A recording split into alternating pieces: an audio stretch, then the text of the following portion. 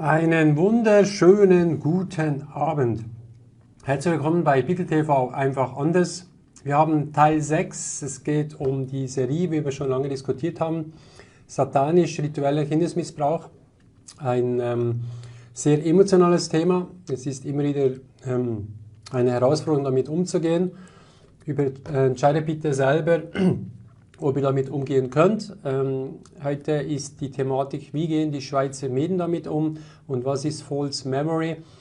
Wir werden mit Chantal Frey und heute haben wir auch einen Gast, das ist die Sissi Kammerlander, jetzt habe ich mir den Namen merken können. Und wir werden natürlich das zusammen besprechen, was die Medien machen, vor allem in der Schweiz. Vielleicht gibt es noch andere Beispiele, das werden wir diskutieren. Und bin natürlich jetzt auch sehr gespannt, was sie zu berichten hat. Sie hat sich sehr gut vorbereitet, da freue ich mich. Und natürlich auch auf Chantal und Sissi. Also, dann sage ich einen wunderschönen Abend, ihr zwei. Hallo zusammen. Hallo. Hallo, guten Abend. Guten Abend. Chantal ist ja mittlerweile schon bekannt. Du warst schon einige Sendungen bei mir. Magst du vielleicht 2 Sätze kurz sagen, wenn jemand neu dazugeschaltet hat, dich ganz kurz vorstellen? Ja, gerne.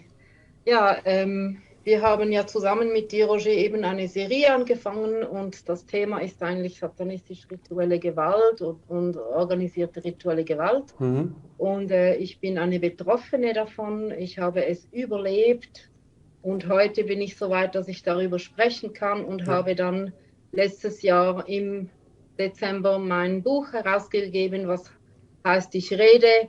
Und zu diesem Thema, ja, haben wir jetzt diese Interviews zusammen gemacht bisher. Sehr gut. Vielen Dank, Chantal. Sissi, magst du dich auch kurz vorstellen?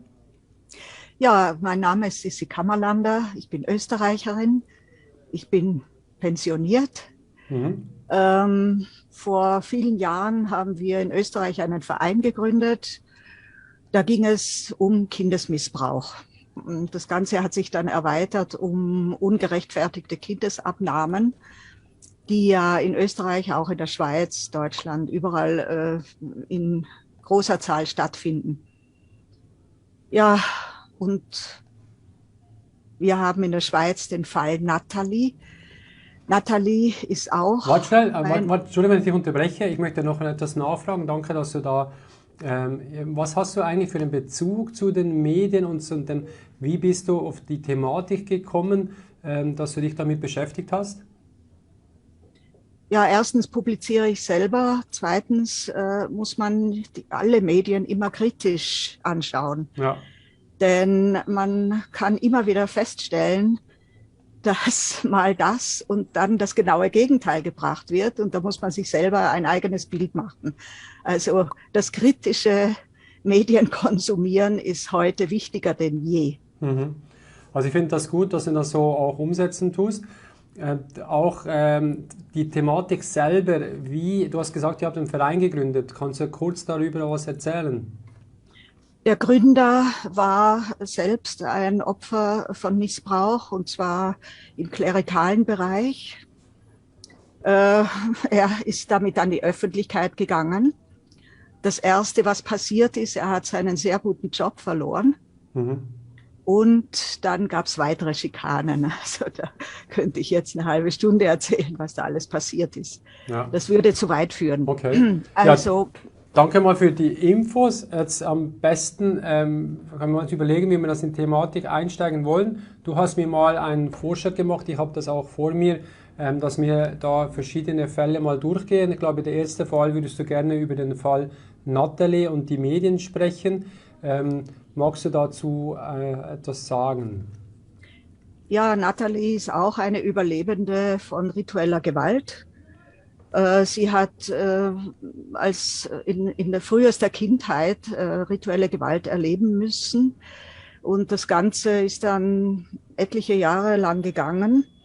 Und da dieses Interview sicher von möglichen Tätern gesehen wird, möchte ich vorab eine wichtige Mitteilung bringen. Sollte Nathalie, ihrer Mutter oder anderen Unterstützern Nathalies irgendetwas zustoßen, werden umgehend weitere Namen und weitere Details veröffentlicht. Ja, das psychopathische Verhalten des Vaters war Grund für die Scheidung. Die KESB erzwingt regelmäßige Besuche beim Vater gegen den Willen des Kindes. Das Kind erleidet schwere gesundheitliche Schäden bei den erzwungenen Besuchen beim Vater. Der Vater will Helga Berchtold als KESB-Betreuerin für Nathalie. Die KESB entspricht seinem Wunsch. Nathalie berichtet der Ärztin Dr. Ruth Meyer detailliert von Missbräuchen bei den erzwungenen Vaterbesuchen. Dr. Brigitte Kontin-Waldvogel ist die Vorgesetzte der Ärztin Ruth Meyer. Der Bericht Nathalies wird auf Tonträger aufgenommen. Die Ärztinnen behalten den Bericht 12 Tage lang für sich, hätten das aber laut Gesetz sofort anzeigen müssen. Sie informieren dann den beschuldigten Vater und die KESB, anstatt Polizei oder Staatsanwalt. Staatsanwalt Ralf Müller, Solothurn, ordnet erst etliche Monate nach der Strafanzeige eine Hausdurchsuchung im WG-Zimmer des Vaters an. Der Beschuldigte hat also viel Zeit, Beweismittel zu beseitigen. Er kommt nie in Untersuchungshaft.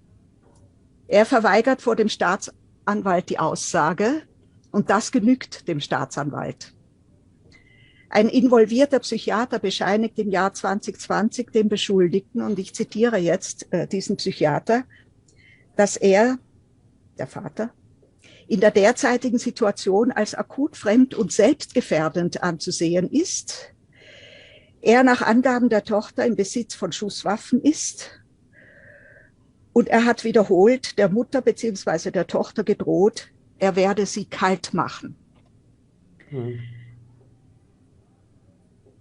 Die KESB zieht den um Nathalie besorgten Betreuer vom Fall ab.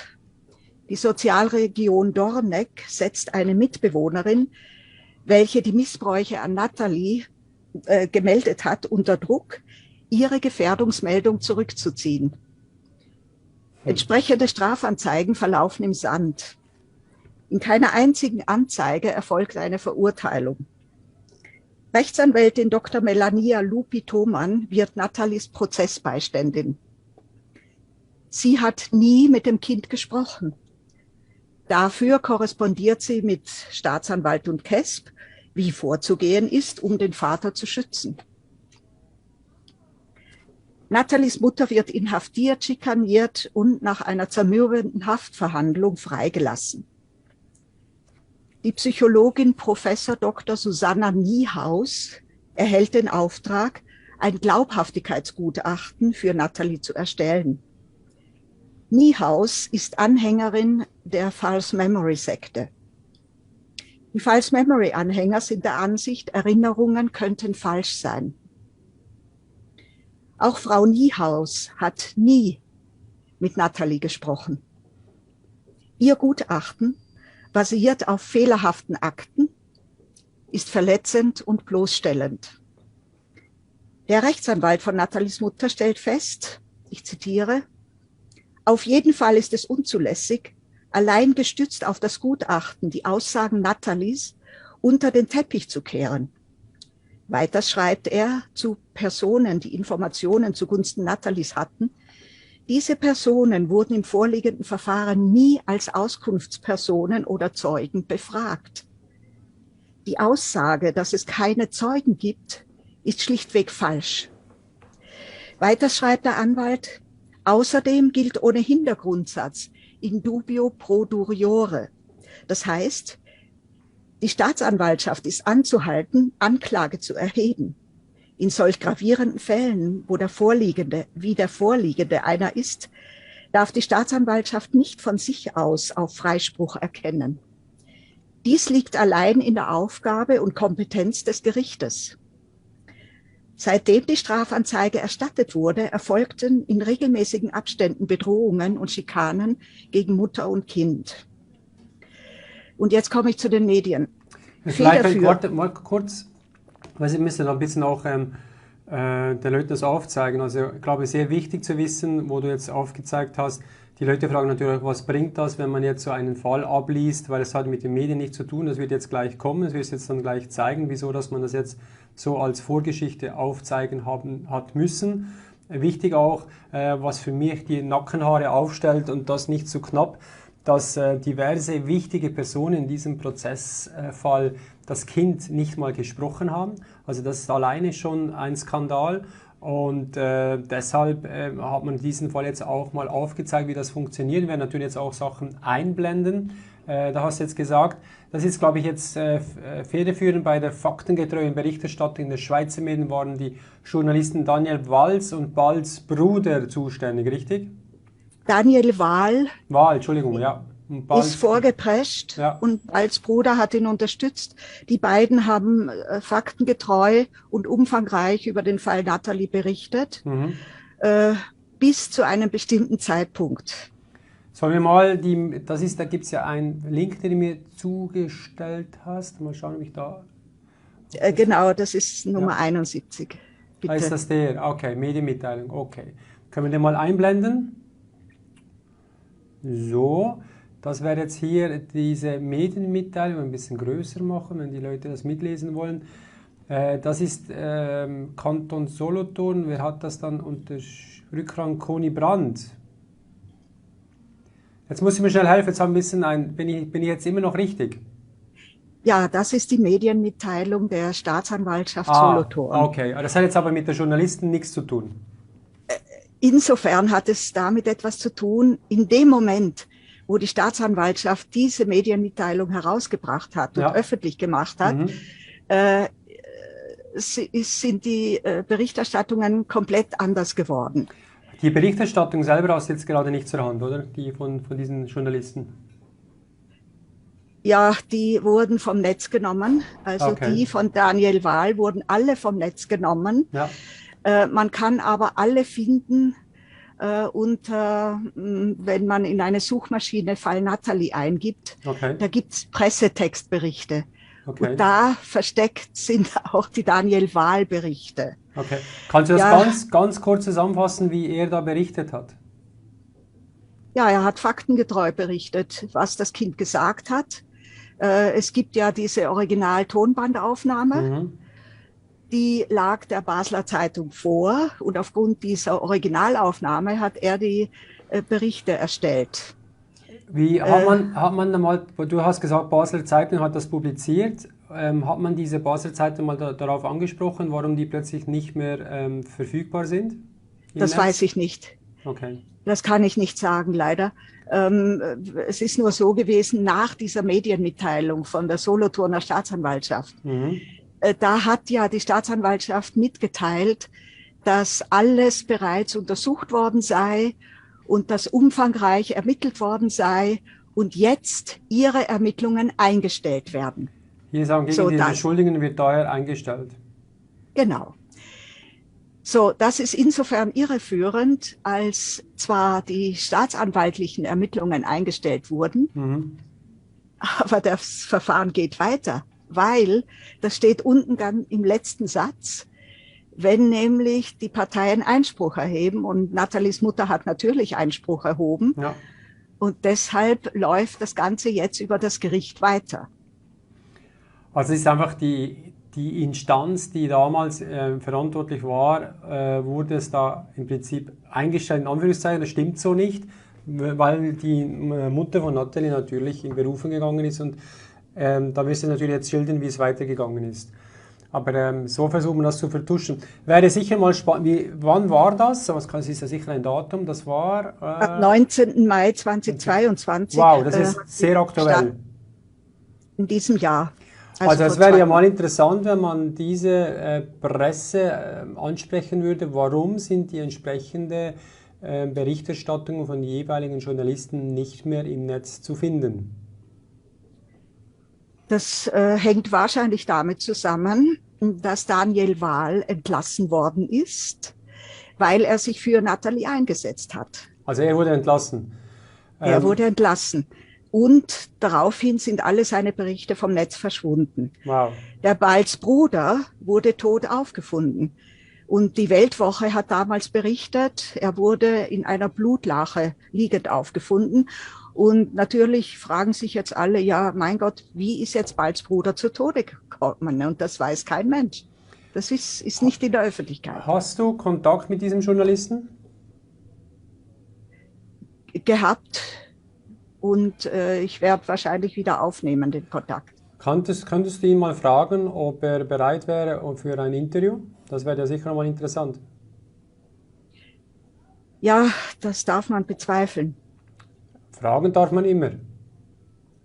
Gut, das mache ich. Okay. Also darf ich gerade noch zu dieser staatsanwaltschaftlichen Medienmitteilung etwas sagen? Natürlich. Also das ist genau diese Staatsanwaltschaft, die erst nach mehr als 4 Monaten eine Hausdurchsuchung bei Nathalies Vater veranlasst hat, seine Handydaten nur oberflächlich prüfen hat lassen, die detaillierten Aussagen Nathalies einfach ignoriert hat, die berechtigte Anzeige nicht anhand genommen hat, klare Gesetzesbrüche von involvierten Personen nicht verfolgt hat, von Nathalie klar benannte Tatorte nicht untersuchen hat lassen.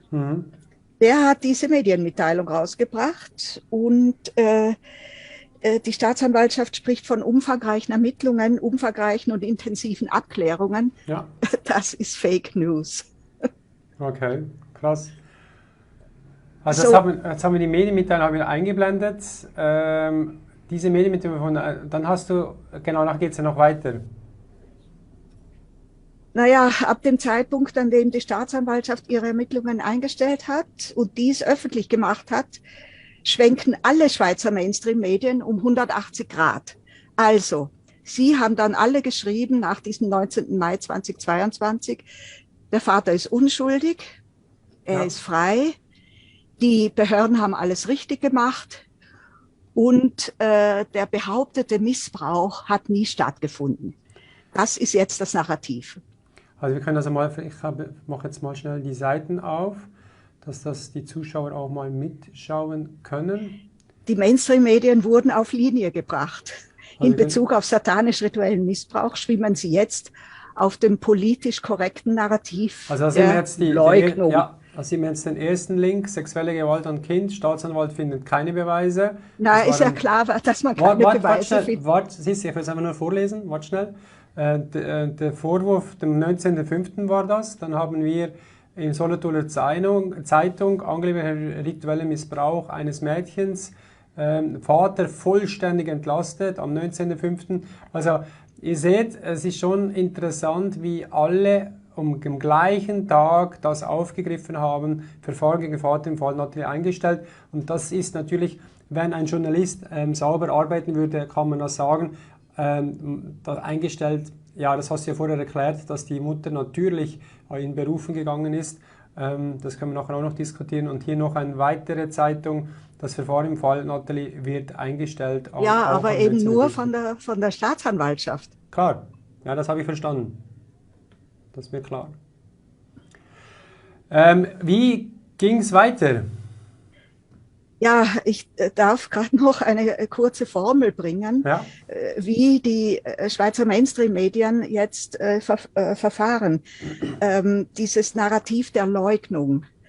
Vereinfacht formuliert ist das Folgendes. Erstens, die Opfer erinnern sich falsch, lügen,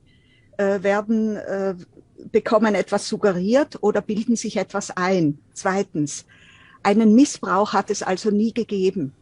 Drittens, daher gibt es keine Täter. Und das ist klassischer Täterschutz.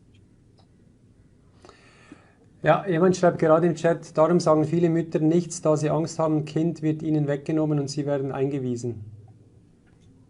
Das hat auch ein sehr gut informierter Psychiater gesagt, dass nicht einmal 10% der Betroffenen oder Überlebenden melden das irgendwo, weil sie Angst haben und weil sie wissen, man glaubt ihnen nicht. Und deshalb sind wir alle dir sehr dankbar, Roger, dass dieses Thema mal an die Öffentlichkeit kommt. Denn wir glauben den Überlebenden natürlich schon. Ja. Wir wissen, dass das alles authentisch ist. Gut, ich versuche auch eine sehr schwierige Sache zu bleiben. Man muss immer alles beobachten und natürlich gibt es wahrscheinlich auch Fälle, die schwierig sind, aber klar ist, dass die Thematik ganz klar brisant und die Fälle sind da, das sieht man auch mit Chantal, wie sie sich erinnern kann und so weiter.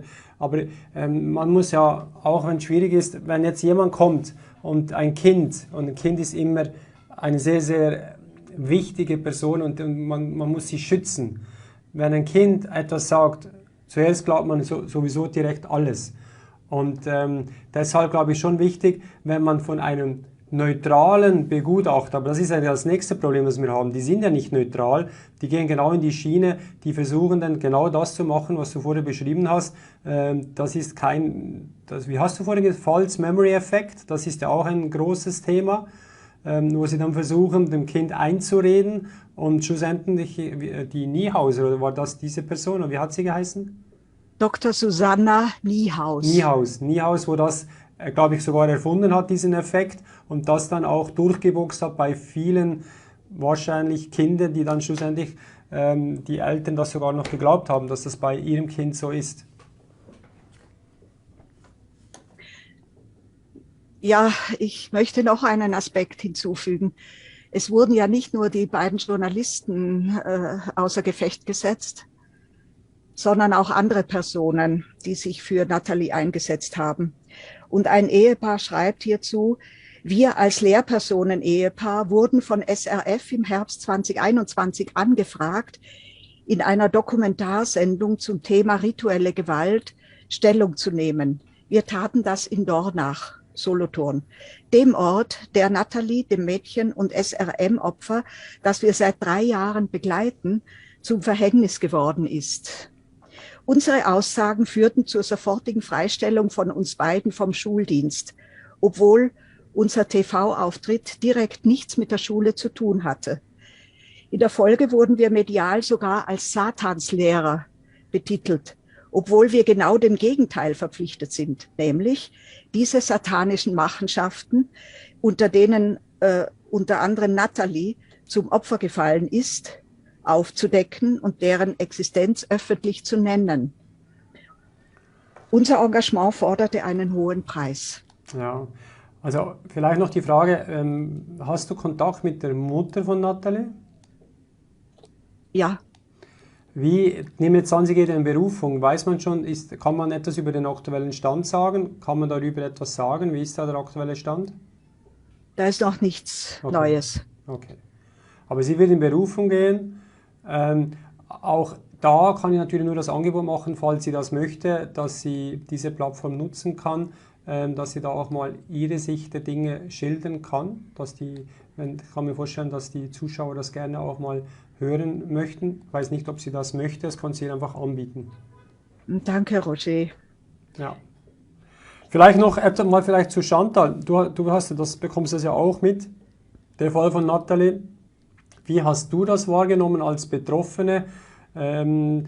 Ich habe vorher im Chat auch noch gelesen, dass es Menschen gibt, denen ging es leider auch so, aber haben bis jetzt noch niemanden gefunden zu reden. Das ist, glaube ich, auch ein großes Thema, bis sich jemand überhaupt öffnet, über das zu sprechen. Aber jetzt speziell in Bezug auf Fall Natalie, wie hast du das wahrgenommen?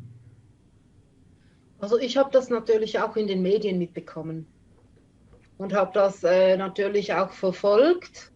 Und war zuerst richtig, also ja, glücklich darüber, dass es eben auch gut berichtet wird, auch von diesem eben Daniel Wahl heißt er, glaube ich.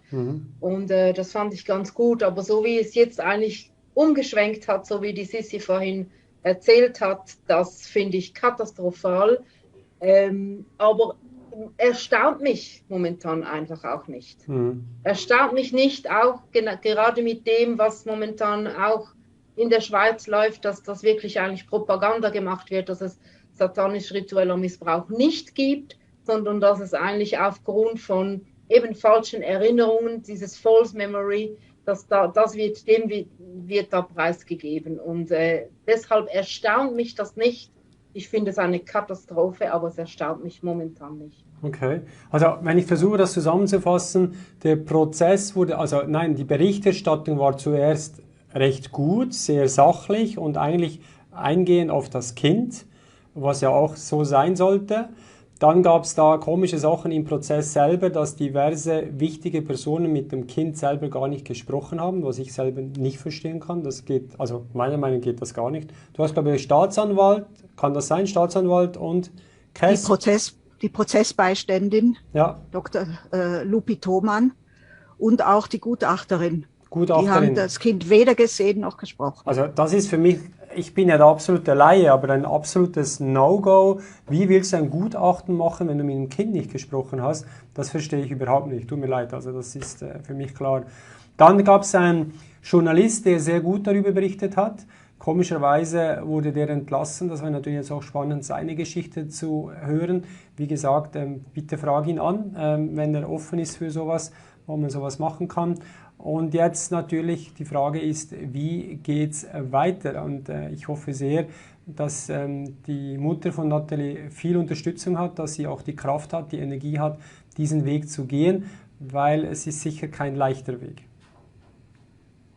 Das ist sicher kein leichter Weg, ganz im Gegenteil. Ja. Ich bewundere sie sehr, aber das Thema werden wir wahrscheinlich noch mal erörtern. Ja, es ist für mich auch, haben wir wieder mal gesehen, die Gleichschaltung der Medien. Am 19.05. gleich 4 verschiedene Zeitungen blasen ins gleiche Horn. Es zeigt natürlich wieder mal auf, wie das Narrativ funktioniert. Sie versuchen, irgendetwas umzuschwenken und klick, alle springen auf, anstatt vielleicht mal etwas zu hinterfragen, was da genau los ist. Aber ja, wir wissen ja, wie es abgeht. Leider ist es einfach so. Ja, wollen wir zu diesem Fall noch was sagen oder gehen wir weiter? Siehste? Ja, es wäre nur noch zu sagen, dass die Basler Zeitung den Vogel abgeschossen hat, indem sie sich öffentlich in einem Artikel entschuldigt hat, dass sie eben durch Daniel Wahl über Natalie berichtet haben. Und dass das ein Fehler war und dass man sich entschuldigt und dass das nicht mehr vorkommen soll. Aha, das ist ja interessant, gerade für die Zukunft schon berichten, egal was ist, auch wenn das nochmal einen Fall geben sollte, werden wir nicht darüber berichten. Okay, das ist ja, okay. Dann können diese Menschen, ich weiß nicht, ob man den Menschen sagen kann, einen grünen Pass geben, dass sie dann einfach drauf los und die Medien schützen sie noch, oder wie kann man das verstehen? Die Medien sind auf der Seite der Mächtigen und sie sind den Geldgebern verpflichtet. Und in einem Bild, das wir vielleicht noch Zeit haben einzublenden, können wir nachvollziehen, wer mit den Schweizer Medien in Kontakt ist. Okay, dann würde ich sagen, gehen wir zum nächsten Fall. Oder? Bin jetzt ich dran? Ja, oder klar. Chantal? Oder will Chantal etwas, Also es geht bei dir, Chantal, Frei, also für dich, Chantal, und Hillary Clinton ist das nächste Thema. Willst du das machen, Sissi? Ich fange mal an. Ja, das ist gut, Sissi, fang mal an. Chantal Frei berichtet in ihrem Buch über Aufenthalte im Weißen Haus in Washington, genauso wie die Überlebende von ritueller Gewalt Cathy O'Brien. Chantal schreibt auf Seite 130, es war die Frau des späteren US-Präsidenten, den ich auch schon mehrmals gesehen hatte, unter anderem in dem Gutshaus in Country Style. Sie führte mich auf einen Hof und übergab mich einer Horde Männer, die alle, einer nach dem anderen, über mich herfielen und mich vergewaltigten. Später holte mich die Frau des späteren US-Präsidenten ab und brachte mich in einen Raum. Da stand ein Taburett. Auf dem Fußboden vergewaltigte auch sie mich noch mit oralem Sex. Nachdem ich von ihr auf diesem Taburett in einer unvorstellbaren Geschwindigkeit über längere Zeit hinweg gedreht wurde, bekannt als Spinning-Methode, ließ sie mich am Boden liegen. Zitat Ende. Und wie Chantal Frei bereits in einem Interview mit Joe Conrad preisgegeben hat, war die Frau des späteren US-Präsidenten niemand anderes als Hillary Clinton. Und da sind wir jetzt beim Thema wieder. Wie gehen die Schweizer Medien mit satanisch-rituellem Missbrauch um? Sie schweigen. Sie verharmlosen, sie leugnen, sie glorifizieren die falsche Erinnerung und bringen stundenlang Fernsehsendungen über falsche Diagnosen und falsche psychiatrische Behandlungen. Das brisante Buch von Chantal Frey wird von den Schweizer Medien totgeschwiegen. Kein Bericht, keine Rezension, nichts. In der Schweiz darf alles thematisiert werden, nur nicht, dass satanisch-rituelle Gewalt real ist. Warum wohl? Vielleicht mal Zwischenbemerkung, natürlich gibt es auch Stimmen, die sagen, ja, wenn das so wäre, würde ja, und respektive wenn es nicht so wäre, würde ja die Clinton reagieren. Also ich muss ja auch sagen, die Chantal hat den Mut gehabt, diesen Namen auch zu nennen.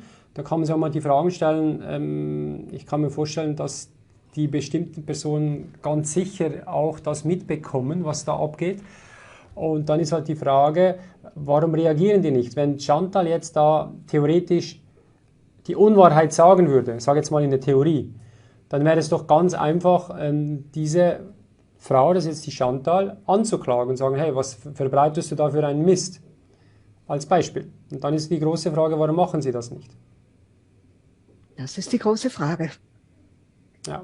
Also der Dr. Polte, der auch das Buch Dunkle Neue Weltordnung geschrieben hat ja das Vorwort zu Chantal Freys Buch geschrieben und er sagt darin, es ist einzigartig und meines Erachtens so wichtig wie kaum ein anderes Buch, das je geschrieben wurde. Warum ist das so? Wir Menschen unterliegen einer Täuschung unvorstellbaren Ausmaßes. Da die Verantwortlichen hochintelligent, einflussreich und weltweit vernetzt sind, konnten sie eine Parallelwelt errichten, die nahezu perfekt vor den Augen der Öffentlichkeit verborgen ist. Chantal, wie ist das? Möchtest du dazu etwas ergänzen zu diesem Fall? Frage ich dich nur. Ja, also weißt du, vielleicht zu der Frage, wenn du sagst, naja, aber da müsste doch was passieren, die Leute fragen sich und so, oder? Also erstens mal, und das sage ich hier wirklich in diesem Interview ganz bewusst, ich kann nicht allem preisgeben, was ich momentan erlebe oder was ich seit dem Herausgeben meines Buches oder was auch vorher war, alles sagen, weil ich eben in Gefahr bin, immer wieder. Also seit ich darüber rede, also schon vor dem Buch habe ich ja angefangen, darüber zu sprechen. Und ich habe ja auch, vor ein paar Jahren hatte ich ja auch Anzeigen erstattet, so gegen gewisse Personen vom Täterkreis. Und da bin ich immer wieder in Gefahr gewesen. Und auch Menschen, die mir nahe standen oder mit mir zusammengelebt haben oder ja, mich kannten, die sind auch immer wieder in Gefahr gewesen. Also es ist nicht so, dass überhaupt nichts läuft. Also ich bin in der letzten Zeit, eben seit ich wirklich öffentlich darüber rede, bin ich sozusagen auf der Flucht. Also ich würde nicht sagen, es ist nichts. Und ich bin auf der Flucht, weil Menschen vor meiner Tür stehen, weil ich Bedrohungen habe, weil verschiedene Dinge halt passieren, wo ich auch nicht alles darüber reden kann, weil sonst vielleicht sogar jetzt die Sissi oder du, Roger, in Gefahr kommst oder sonst Menschen, die mich kennen. Und also es ist nicht so, dass überhaupt nichts passiert. Aber ich habe tatsächlich bisher noch nicht persönlich von dieser Hillary Clinton jetzt einen Brief bekommen oder von ihrem Anwalt. Bisher habe ich das noch nicht bekommen. Ich hoffe auch, dass es nicht so weit kommt. Aber ich habe da schon auch ich musste mich natürlich auch schützen, vorher gewisse Schutzmaßnahmen treffen, bevor ich überhaupt so die ersten Schritte an die Öffentlichkeit gemacht habe. Also es ist nicht ganz ohne. Das sind viele Zuschauer, die dann das in Frage stellen, was ich ja auch verstehen kann. Das sind auch berechtigte Fragen. Kann ich nicht einfach so in jedem Interview beantworten. Geht nicht. Kann ich gut verstehen. Ich gehe auch davon aus, wenn du sagst, du hast gewisse Vorkehrungen treffen müssen oder hast auch getan, dass wenn es mal so weit ist, dass du, gehe mal davon aus, irgendwelche Aussagen oder Beweise auch anderen Menschen wahrscheinlich abgegeben hast, weil sonst ist es schwierig, Ich gehe mal davon aus. Ja, oder? genau. Und das wäre auch total naiv. Also ich weiß, wovon ich rede. Ich weiß, warum ich darüber rede. Und ich kenne ja meine Gegner. Also ich habe sie erlebt über mehrere Jahrzehnte. Und ich weiß, zu was dass sie fähig sind. Aber ja, Gut, genau, ich habe mich entschieden, darüber zu reden, auch wenn diese Frage gestellt wird, ja, aber wo ist denn diese Hillary Clinton zum Beispiel? Gut, ich kann natürlich dir sehr gut nachvollziehen, was da abgeht. Also nachvollziehen ist das falsche Wort. Ich versuche nachzufühlen, weil das kann ich nicht ansatzweise, was du erlebt hast. Aber ich meine, in dem Sinne, man überlegt sich vorher, was macht man und wie weit geht man und wie kann man sich schützen, wenn was kommt. Und dass natürlich einige Menschen sagen, es gibt jemand auch im Chat, der sagt, das ist Blödsinn, das kann man ja auch noch sogar verstehen, weil das ist so krass, diese Aussage, dass man dann noch sagt, ich bin selber Schweizer, wieso ausgerechnet eine Schweizerin, weißt du, dann kommt dann dieser Gedanke, logisch, also ich denke, verstehen kann man das und wenn man es aber selber erlebt hat, weiß man natürlich genau, was passiert ist und das den Menschen so zu vermitteln, dass sie zumindest das mal als Möglichkeit ansehen könnten. Ich glaube, das alleine ist schon eine schwierige Sache. Ja, genau.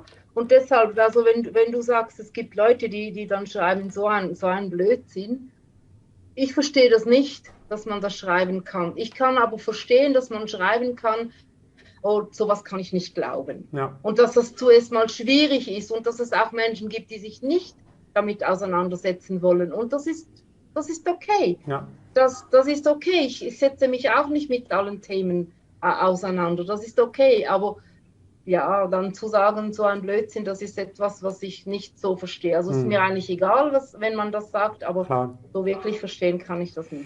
Ja, ich denke, ich will auch nicht so lange auf demjenigen jetzt eingehen, aber es geht darum, dass man versucht, die Meinung zu verstehen, weil das ist die Aussage, wo da jetzt getroffen ist, was da jetzt passiert ist, diese Hillary Clinton, also ich persönlich, aber es ist jetzt meine persönliche Meinung, man muss ja nur dieser Frau ins Gesicht schauen, dann sieht man,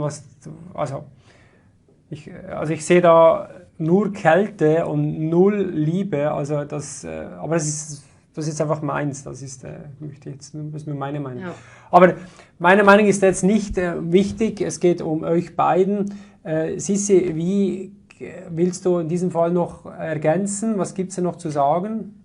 Ja, Roger, bist du so nett und blendest mal ein, Nummer 31. Ja, habe ich hier vorbereitet. Moment. Ja. Also Liz Crockin schrieb 2017 und ihr Bericht wird als Verschwörungstheorie bezeichnet. Die Hillary Clinton Sexaufnahme wird schließlich beweisen, dass Pizzagate real ist. Und niemand wird abstreiten können, dass solche wie die Clintons und John Podesta und viele, viele Politiker und viele Kongressabgeordnete in satanische Vergewaltigung und Folter an Kindern involviert sind. Auch der eingeblendete Bericht wurde als Verschwörungstheorie bezeichnet. Liz Crockin. 1/3 der Regierung ist involviert in einem satanischen pädophilen Ring. Die Aussage Liz Crockins, achso, und wenn wir jetzt die Nummer 1 noch hätten, bitte. Ja. 1/3 der Regierung ist involviert in einem satanischen pädophilen Ring, stimmt mit dem überein, was Mike Adams, ein amerikanischer Journalist, Anfang August 2020 berichtete. Öffentliches Ritual im TV. 72 Nationen beten satanische Götzen in einem im Fernsehen übertragenen luziferischen Ritual an. Jede westliche Regierung wird von Satanisten geleitet. Und sie führen jetzt öffentlich Rituale durch, um Luzifers vorübergehende Herrschaft über die Erde zu feiern. Die Aussage von Mike Adams, jede westliche Regierung wird von Satanisten geleitet, würde wiederum das Gerücht bestätigen, dass 6 der 7 Schweizer Bundesräte pädokriminell sind. Wie gesagt, das ist ein Gerücht. Mike Adams schreibt weiters, dies wurde am helllichten Tag öffentlich übertragen, was darauf hindeutet, dass die Satanisten nicht mehr versuchen, ihre Rituale in dunklen Wäldern und geheimen Kerkern zu verstecken. Sie beschwören Satan jetzt direkt in der Öffentlichkeit, vor einem internationalen Publikum. Zitat Ende. Ein weiteres Satansritual wurde zum Beispiel 2016 bei der Eröffnung des Gotthard-Basistunnels veranstaltet. Das nur am Rande bemerkt. Ja. Dann gibt es noch einige Pressemeldungen. Die Mutter der Dunkelheit.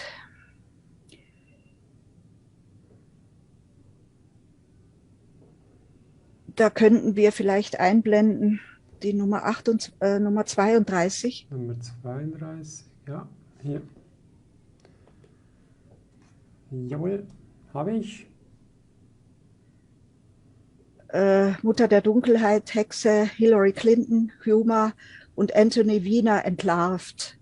Das kam am 31. Juli 2022 heraus. Hillary Clintons pädophiler Sexring geht weiter.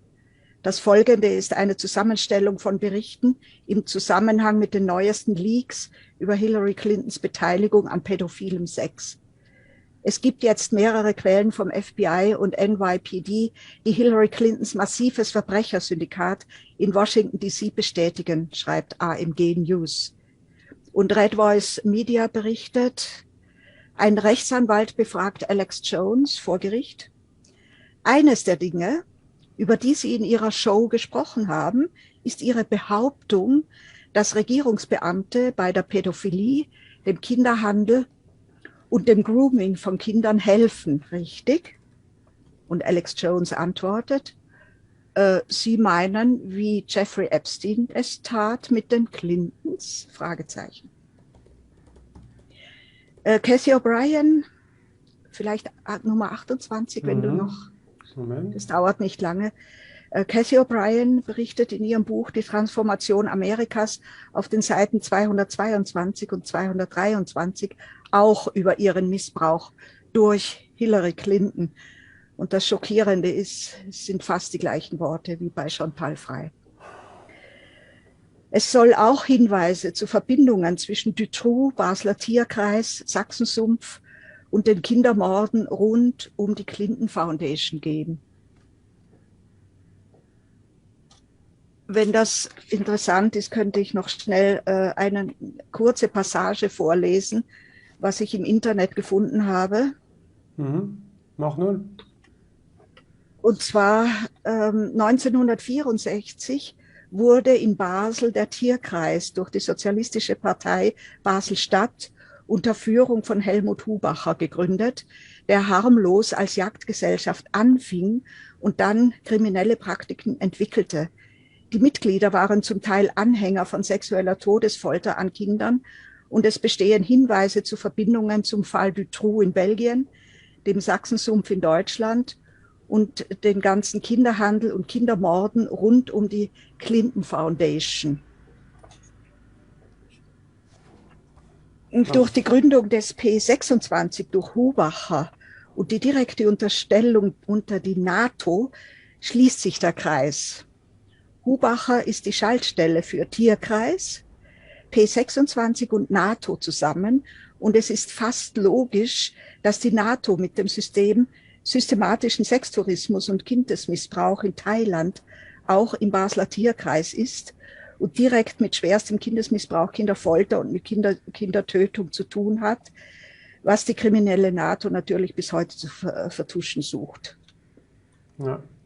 Ich habe mir davor noch gefragt wegen diesem, das war die also das Gotthard-Basistunnel, die Eröffnung. Wir können mal kurz mal reinschauen. Ich habe da einen kleinen Clip gefunden.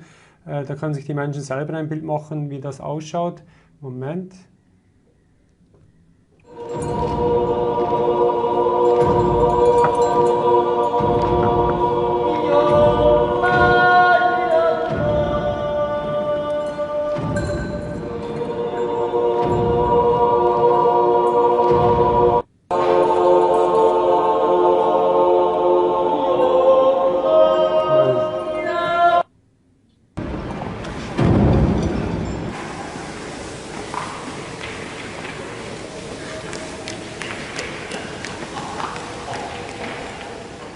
gab es, glaube ich, noch ganz andere Bilder. Die haben sie natürlich jetzt nicht reingeschnitten.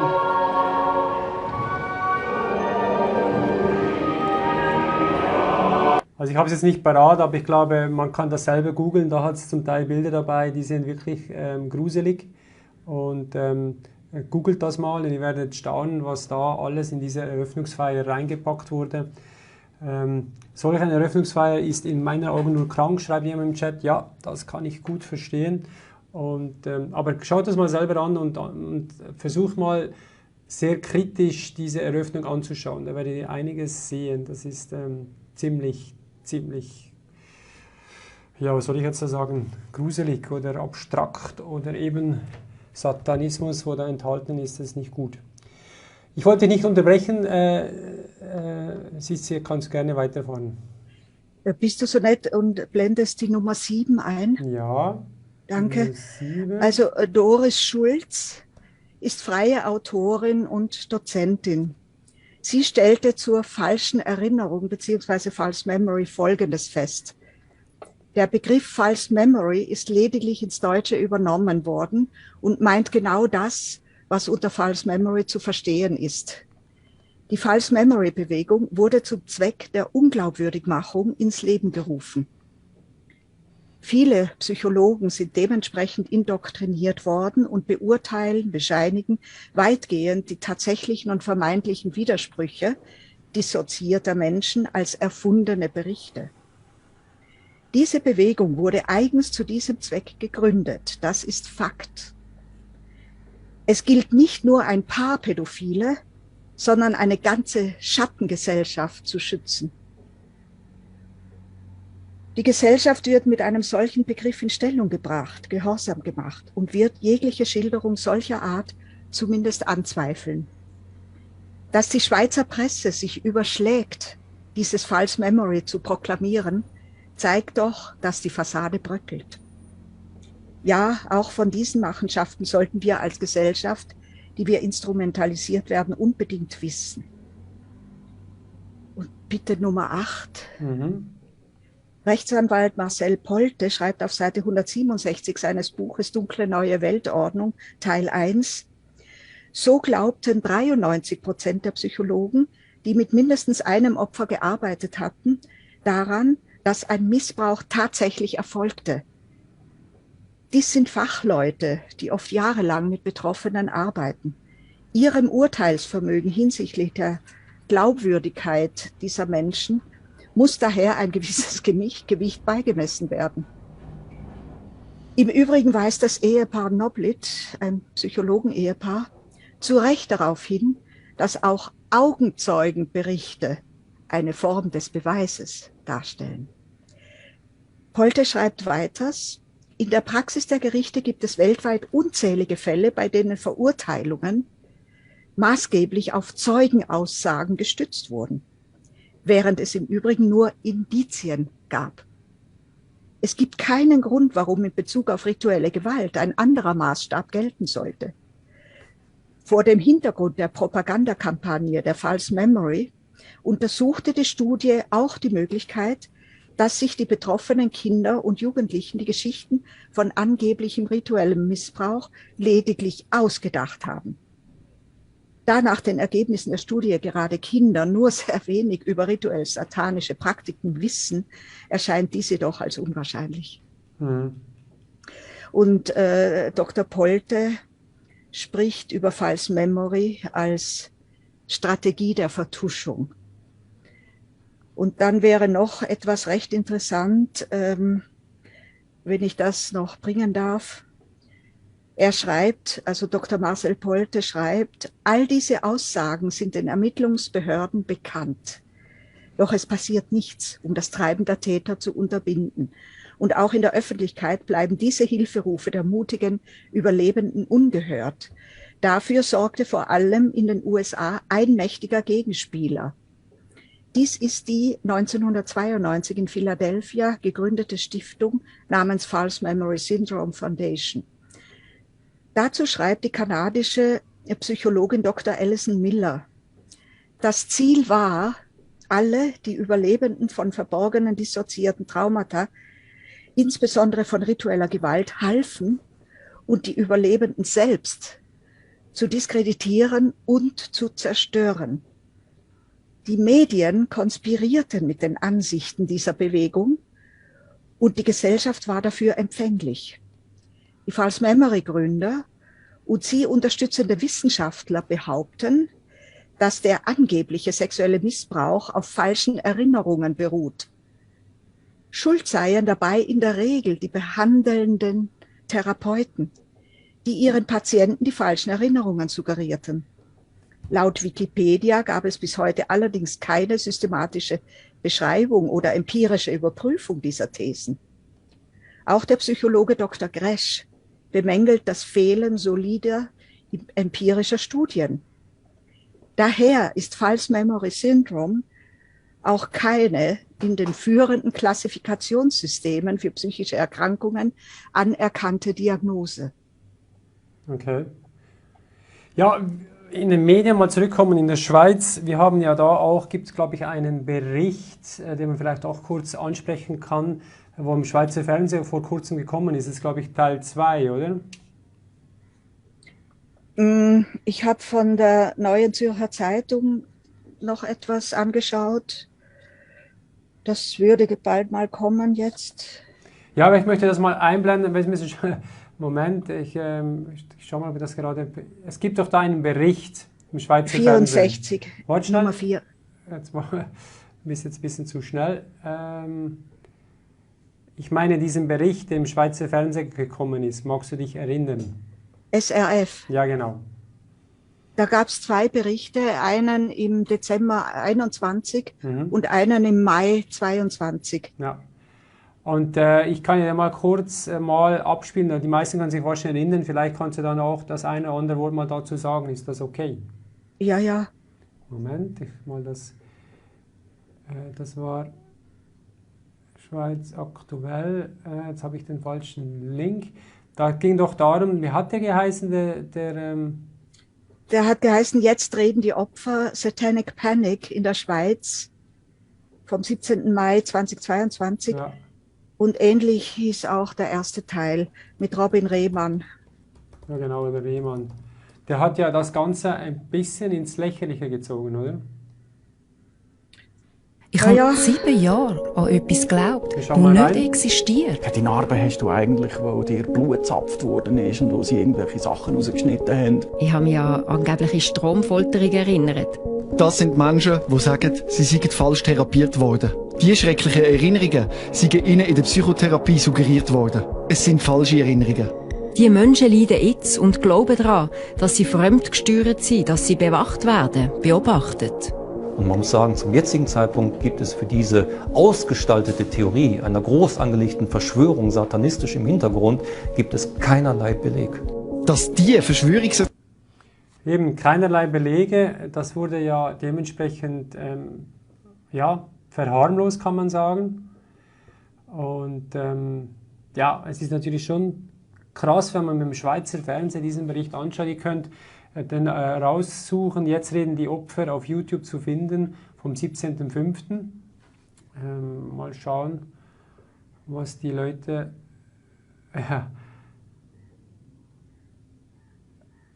Ja, da sieht man auch wieder, wie die entsprechenden Kommentare sind. Entweder sind die Kommentare bezahlt, das gibt es ja auch, oder es sind wirklich die Zuschauer, die das wirklich glauben, dass das Fehltherapien sind und das ist schon, wenn man das liest, kann man das fast nicht glauben, aber ja, das ist immer das Gleiche.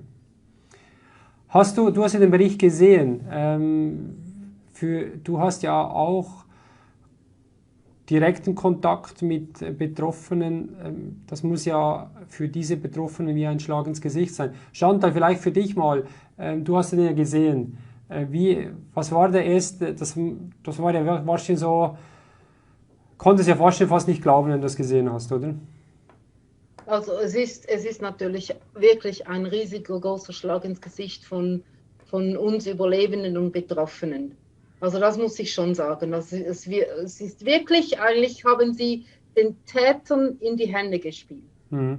Und was sie da behaupten in diesen Berichten, dass das alles nur suggeriert wurde und vor allem auch von den Therapeuten suggeriert wurde, dass Das stimmt einfach nicht. Ich sage nicht, dass es auch Fehldiagnosen geben kann oder auch Therapeuten, die nicht sauber sind und die vielleicht auch halt Patienten beeinflussen können und so weiter. Also das gibt es auf jeden Fall.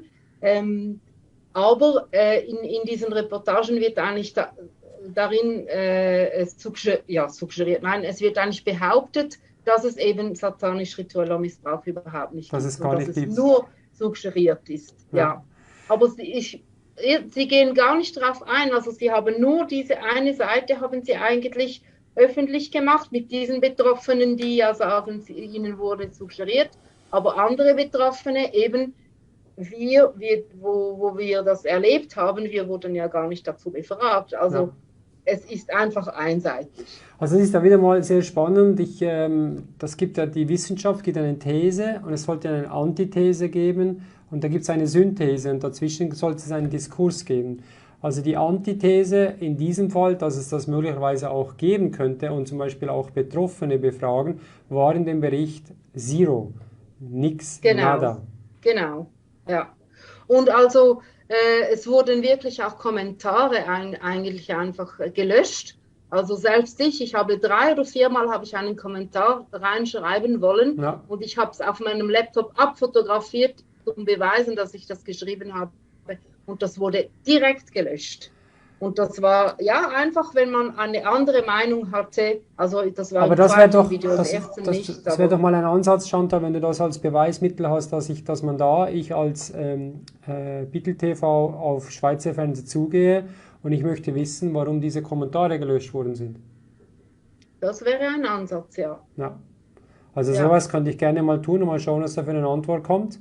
Und dann mal gucken, ob eine Reaktion kommt. Und wenn nicht, dann würde ich dann mal anrufen und sagen, ich hätte immer noch keine Antwort bekommen. Das wäre sicher mal...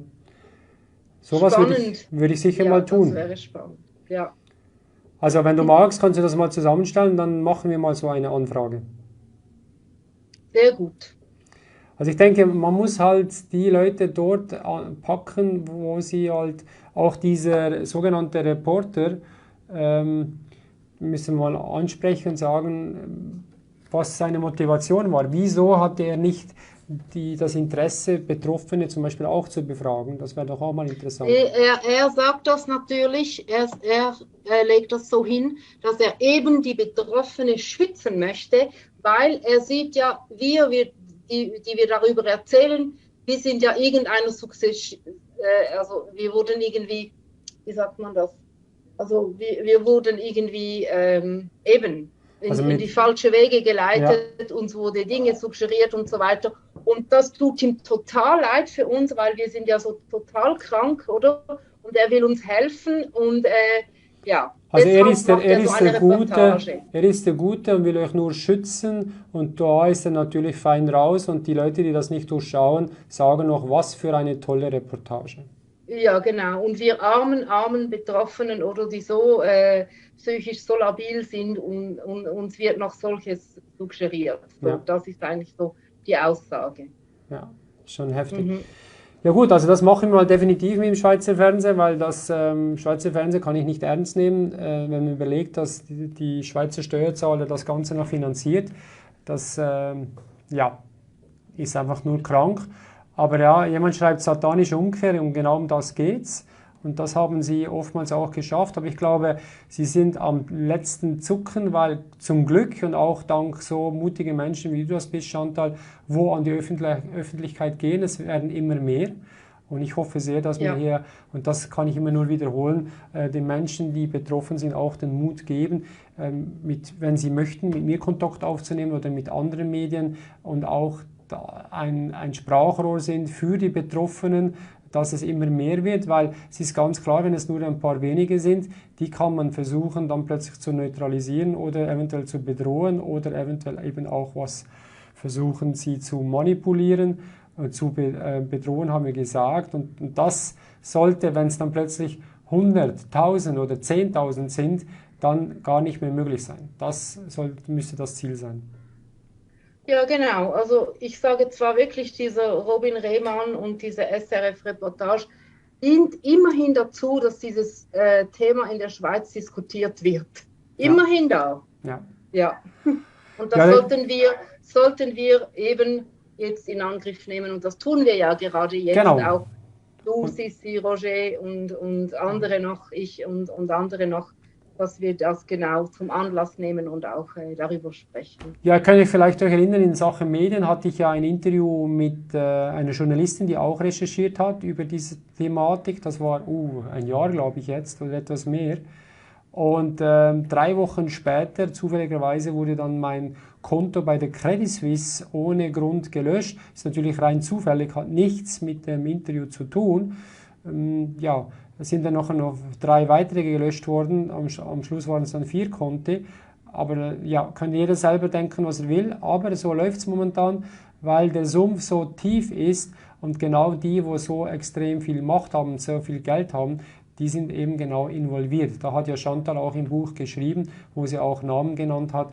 Das müssen wir jetzt nicht nochmal erläutern, aber wenn man diese Namen hört, wird einem fast, ja nicht nur fast, sondern ziemlich übel. Ja, Sissi, wir wollen dich natürlich nicht vergessen. Gibt es noch etwas, ich möchte die Sendung auch nicht allzu lang machen, was die Leute dann auch, soll ich sagen, motiviert sie auch zu schauen. Ja. Naja, die SRF-Sendung war so konzipiert, dass sie Zuseher möglichst nicht mehr an satanisch-rituelle Gewalt glauben sollen. Ja. Und da werden eben Äpfel mit Birnen durcheinander gemischt. Auf der einen Seite gibt es sicher die Opfer von Falschdiagnosen und Fehlbehandlungen. Aber auf der anderen Seite gibt es auch die Überlebenden satanisch-ritueller Gewalt. Mhm. Ja, du willst jetzt langsam Schluss machen. Aber also Schluss machen, nein, klar kannst du noch weitermachen, aber einfach, wir sind schon über eine Stunde dran. Auf der CARA-Webseite, das ist der Verein, der sich um Opfer ritueller Gewalt kümmert, jedenfalls diese Webseite CARA mit C, da schreiben nämlich Überlebende ritueller Gewalt zu dieser SRF-Sendung. Zum Beispiel Anna sagt, plötzlich fühlt es sich an, als sei alles nur Einbildung und erfunden. Aber die Qualen, die Folter und der unvorstellbarste, schlimmste Missbrauch, welcher mir über Jahre hinweg angetan wurden, haben sich in meinem ganzen Körper und in meiner ganzen Seele manifestiert. Nur ich weiß, welch harten Weg ich gegangen bin und immer noch gehe. Doch plötzlich erhalte ich dafür keinen Platz mehr, muss bangen darum, überhaupt noch ernst genommen zu werden, muss Angst haben, überhaupt noch Therapie zu erhalten, Glauben zu erhalten. Und Luna schreibt zum Beispiel zu dieser Sendung, umso entsetzter war meine Innenwelt, nachdem wir diese 2 SRF-Doc-Filme über rituelle Gewalt und auch über die DIS, also dissoziative Identitätsstörung, gesehen haben. Es gibt mehrere Dinge, die wir problematisch fanden. Zum einen war es die Verknüpfung der dissoziativen Identitätsstörung mit der rituellen Gewalt als Verschwörungstheorie. Es fühlte sich an, als würden wir als Lügnerin hingestellt, die es spannend findet, sich zu inszenieren. Ich hatte über die Jahre gehofft, auch einmal jemandem erzählen zu können, dass ich eine DIS habe, ohne gleich in eine Schublade gesteckt zu werden. Und Andrea schreibt, es wird in den Schweizer Medien immer wieder gesagt, dass es keine richtige Definition gebe, was rituelle Gewalt überhaupt sei. Dazu zitiere ich gerne die Definition von der Seite der unabhängigen Beauftragten für Fragen des sexuellen Kindesmissbrauchs im Deutschen Bundestag. Als organisierte sexualisierte Gewalt bezeichnet man die systematische Anwendung schwerer sexualisierter Gewalt in Verbindung mit körperlicher und psychischer Gewalt durch mehrere Täter oder Täternetzwerke. Häufig ist sie mit kommerzieller sexueller Ausbeutung, wie zum Beispiel Zwangsprostitution oder der Herstellung von Missbrauchsdarstellungen verbunden und so weiter. Und CARA selbst hat auch noch die SRF-Sendung kommentiert und schreibt zum Beispiel, ein Beispiel für diese ausgewiesenen Fachpersonen ist die sehr renommierte und international anerkannte Expertin für Traumata und dissoziative Identitätsstörung, Michaela Huber, psychologische Psychotherapeutin, Ausbildnerin von Traumatherapeuten, Autorin zahlreicher Fachbücher und Empfängerin von Preisen für ihre Arbeit, die auch auf diesem Gebiet forscht.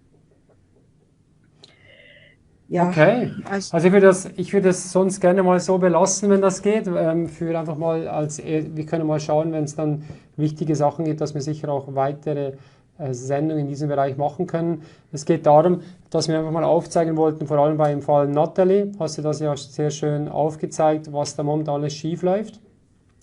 Und auch bei den anderen Fällen, wie zum Beispiel Schweizer Fernsehen mit der Reportage, wie sie vorgehen, um das versuchen umzukehren, das mit den verschiedenen Syndromen, wo sie erfunden haben, wo das gar nicht stimmt. Und gibt es natürlich auch Aussagen, wie zum Beispiel mit der Hillary Clinton, wo für viele Menschen, und das ist ja auch nachvollziehbar ist, fast nicht glaubhaft ist, weil es so krank, so krass ist, ja, aber wir sind momentan in einer kranken Welt. Es zeigt sich sehr, sehr viel im Moment auf verschiedenen Ebenen und vielleicht ist jetzt gerade die Zeit da, dass das Ganze aufgedeckt werden soll.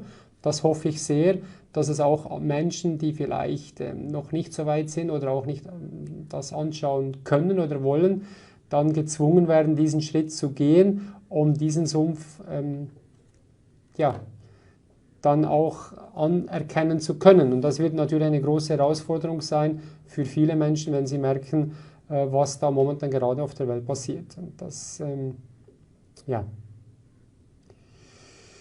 Ja, ich möchte mich einfach bei Sissi bedanken für deine Vorbereitung. Ich würde dich bitten, mal, wie wir es besprochen haben, mit den zwei Menschen Kontakt aufzunehmen, ob sie bereit sind, da eventuell weiterzugehen. Vor allem mit dem Journalist wäre es interessant, warum zum Beispiel er entlassen wurde, ob er auch bereit ist, da öffentlich was zu sagen, werden wir sehen. Du kannst mich dann gerne informieren. Und natürlich auch vielen herzlichen Dank an Chantal, dass du auch dabei warst wieder, um da deine Informationen mitzugeben, was da in Medien passiert ist. Ich denke, es ist wichtig, dass wir da dranbleiben. Vor allem über die Medien müssen wir versuchen, Druck aufzubauen, dass sie da nicht mehr wegschauen können. Da sind wir auch dran, vor allem auch jetzt mit der Idee, mit den Kommentaren, das ist vielleicht ein erster kleiner Schritt, aber auch so, dass man die mal auch eine Zusammenarbeit anbieten könnte, dass man auch bereit wäre, unter Umständen, muss man natürlich vorher alles abchecken, dass man eine Reportage machen könnte, mal aus der Sicht von Betroffenen. Wieso nicht auch mal das Buch von Chantal vorstellen? Das wäre ja mal ein Schritt, da muss man immer aufpassen, dass sie das dann nicht wieder in die andere Richtung ziehen. Das ist halt das andere Problem. Wollt ihr noch einen Abschlusssatz, Abschlussworte? Sissi, willst du noch kurz was sagen, einfach generell? ja, der tiefe Staat ist offensichtlich am Durchdrehen, denn er weiß jetzt, wir haben keine Angst. Alle diese schlimmen Dinge kommen jetzt an die Öffentlichkeit. Und die Belege, die ja immer hervorgehoben werden, die nicht gefunden werden sollen oder nicht gefunden wurden, die gibt es. Lieber tiefer Staat, die Belege, die Beweise, die gibt es und die kommen alle auf den Tisch. Ich glaube auch, also man sieht ja auch in Amerika, dass man einen Präsidenten plötzlich sein Haus durchsucht und das hat es auch noch nie gegeben. Was das dann genau heißt, das wissen wir noch nicht im Detail, aber da sind schon komische Zeichen da.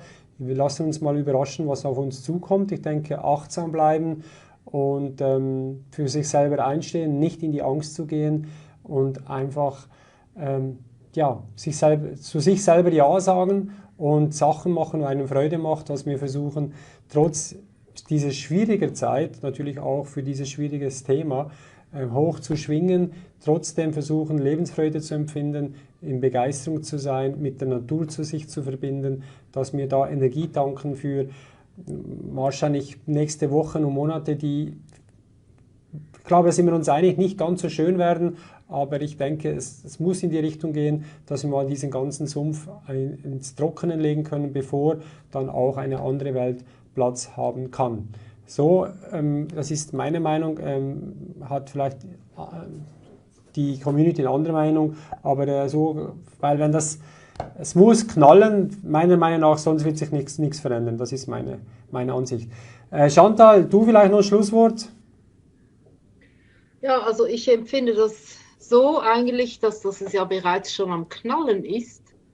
da und überall wieder mal ein Knall ist. Und das freut mich natürlich sehr und ich glaube tatsächlich auch, dass es einfach ja dann nicht nur knallt, sondern dass auch ein Feuer entfachtet werden kann. Und ja, in diesem Sinne danke, Roger, dass du diese Plattform bietest. Danke, Sissi, für deine großen Vorbereitungen und für dein Engagement und Einstehen einfach für Betroffene. Vielen lieben Dank. Du bist ja auch für mich so lieb eingestanden. Herzlichen Dank. Und Gerne, ja. danke. Ich danke auch. Ich danke auch. Interessant, noch schnell an das anknüpfend, was Roger gesagt hat.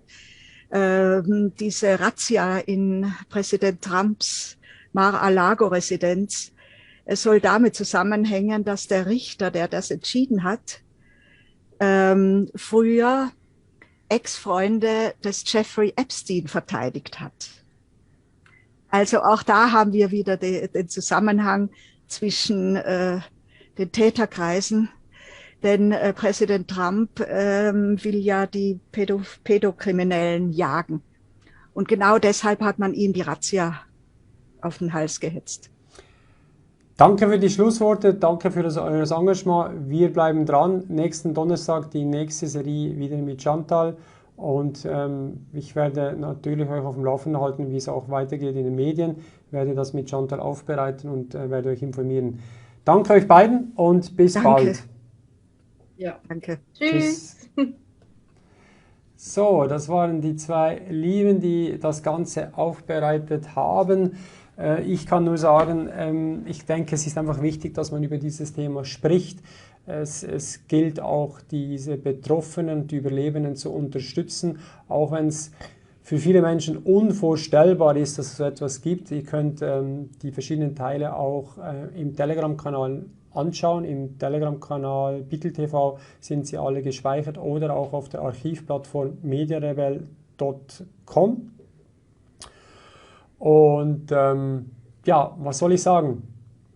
Ich hoffe sehr, dass wir da weiter aufklären, dass es immer mehr gibt, dass wir einfach stärker werden, dass wir aber trotzdem in allem, was soll ich sagen, Emotionen, die wir haben, das betrifft mich auch. Zum Teil kommt dann vielleicht Wut, vielleicht auch Ärger, Unverständnis. Hass ist ein hartes Wort, das empfinde ich zum Glück nicht so oft.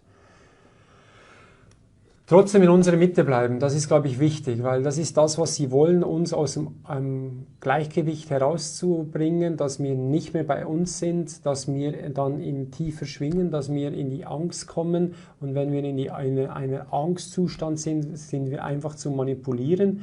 Und das dürfen wir nicht zulassen. Ich bin einfach sehr, sehr zuversichtlich, dass das ein Test ist für die Menschheit.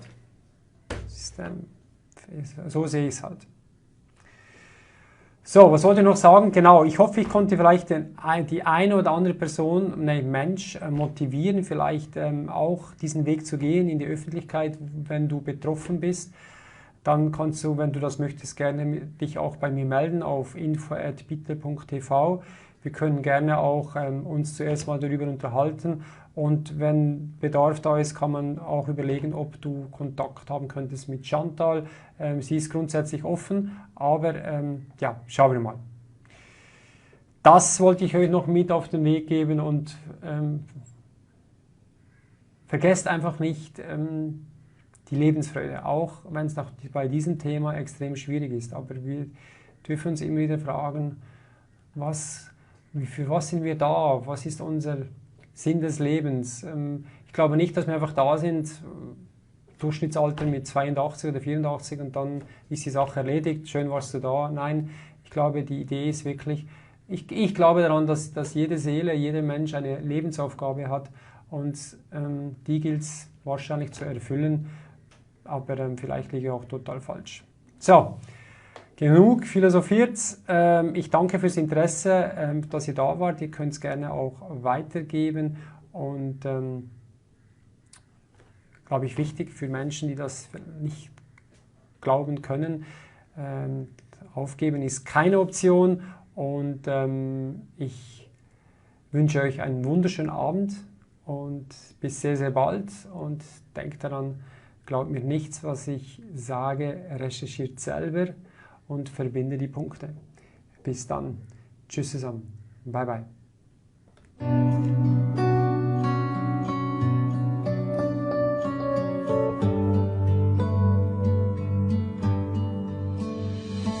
Wenn der letzte Sonnenstrahl übers Land einer folgt und der stärkste Eichenbaum kämpft gegen den Wind, dann merk ich auf einmal, wie stark wir gemeinsam sind. Wenn der Glockner dann erhaben über seine Täler blickt, weiß ich, da bin ich daheim und bin selig vor Glück. Wenn ich am höchsten Gipfel oben steh und deine Adler fliegen seh und voller Stolz und Ehrfurcht zu dir sag: Mein Herz, es schlägt an alle Tag, zu jeder Zeit bis in die Ewigkeit, fürs schönste Landl, für deine Leid, mit jedem Atemzug für immer in Rot-Weiß-Rot. Färbt sich das Blut in meine Adern drin, fast so wie deine Fahnen wehen und deine Farben, die für Freiheit stehen. Mein Herz, es schlägt an alle Tag, mit jedem Atemzug für immer in Rot-Weiß-Rot. Wenn der erste Schnee im März von deine Gletscher schmilzt, wenn ich am Gipfel oben steh, am höchsten Berg, wenn ich den Stolz der Heimat fühl, deine Kraft mitten in mein Herz.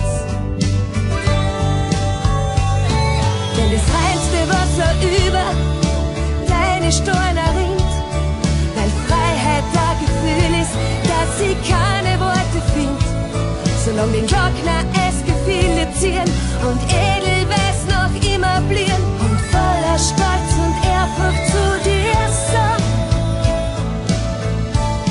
Mein Herz, es schlägt an alle Tag, zu jeder Zeit bis in die Ewigkeit, das schönste Land für deine Leid, mit jedem Atemzug für immer in Rot-Weiß-Rot. Färbt sich das Blut in meine Augen drin, was so wird deine Fahnen wehen und deine Farben, die für Freiheit stehen. Mein Herz, es schlägt an alle Tag, mit jedem Atemzug für immer in Rot-Weiß-Rot. Mein Herz, es schlägt an alle Tag, mit jedem Atemzug für immer in Rot-Weiß-Rot.